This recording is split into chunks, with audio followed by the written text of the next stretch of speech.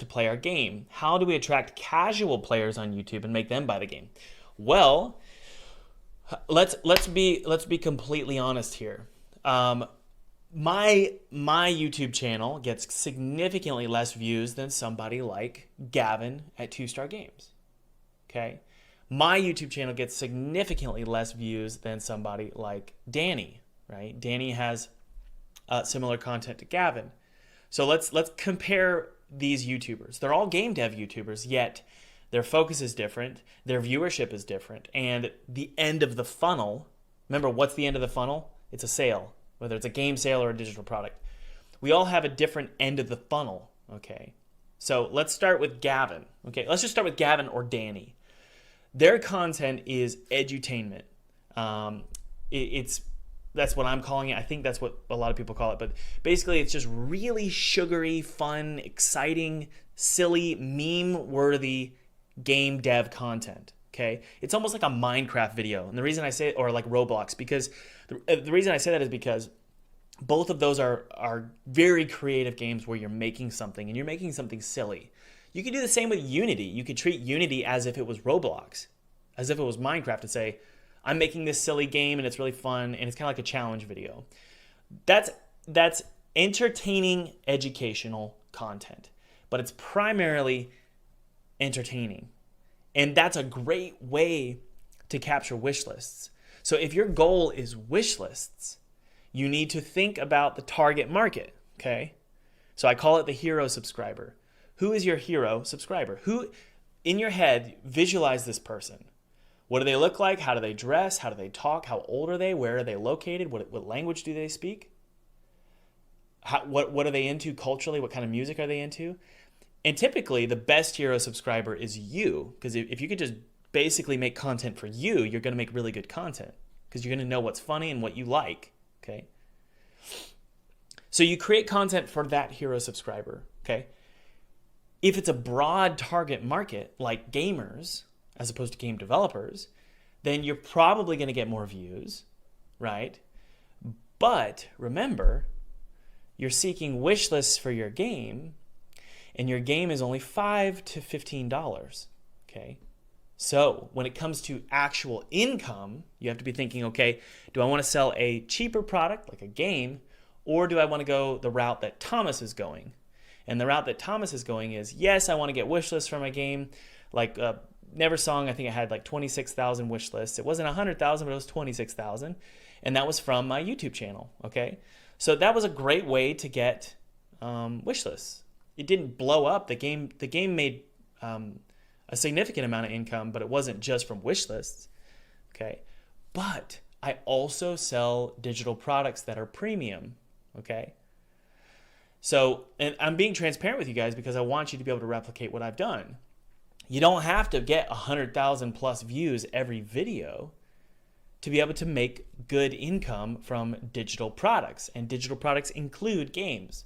The reason why is because if you can sell premium products, then you need less views at the top of the funnel. So at the bottom of the funnel, you're converting to not only game sales on my channel, not only game sales, but also digital products like online courses that are premium, coaching that's premium, sponsorship gigs, that's premium, right?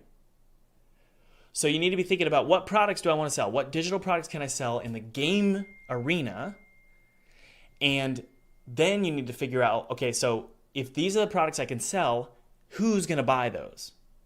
If it's gamers, then I need to make educational but primarily entertaining content. If it's educational content that you're selling, and that's going to fund your games, which that's what I do, so I found it just to be a much more significant or beneficial way to fund my games, because it's more profitable than relying solely on game sales. Even though game sales was very profitable for me, I found it very profitable on YouTube to sell educational content. I've been very honest with you guys about that. So you really need to be thinking about what you want to sell. Again, if you're going to sell educational content, then you want less views, but you're getting much more targeted viewers, game developers. If you want to sell wish lists or your game, then you need to make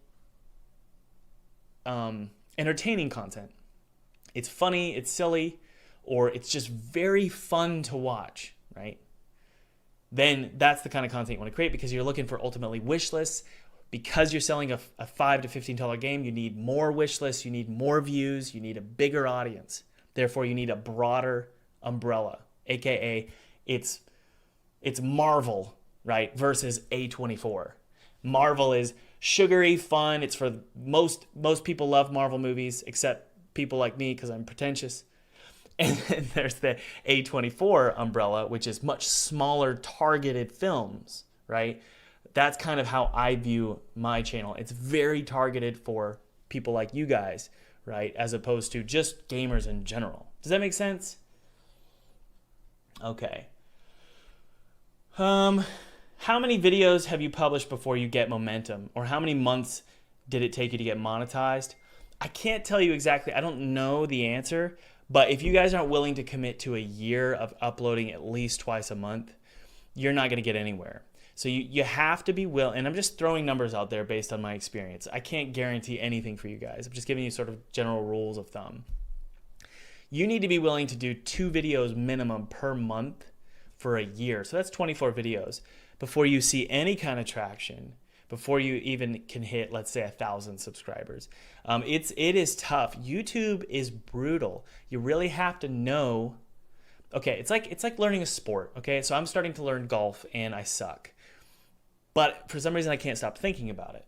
I really enjoy the process of learning. I was talking to a friend of mine who he started a business, a local business, and he said that he thought when he started the business that it would feel like everything's solidified and that, okay, I finally arrived and I'm going to be happy.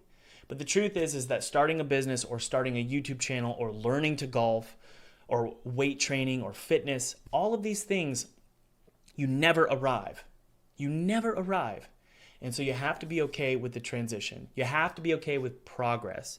And I'm going to feel like I'm moving towards a goal until I die. And I'm okay with that. You never arrived. And so with YouTube, you need to be okay with constantly feeling like you're never fully there. Like I feel that way right now. So we're at 330,000 subscribers. There are so many things I feel inadequate doing. I feel very insecure about most of my content.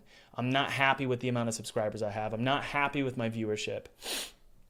And that's just the way it is. That's just the way it is. And the reason why I keep doing it is, number one, it's really, really fun. I can't stop doing it, okay? I like talking to the camera. I like helping you guys out. I like hearing your comments. I like building this community. That's just what I enjoy, okay?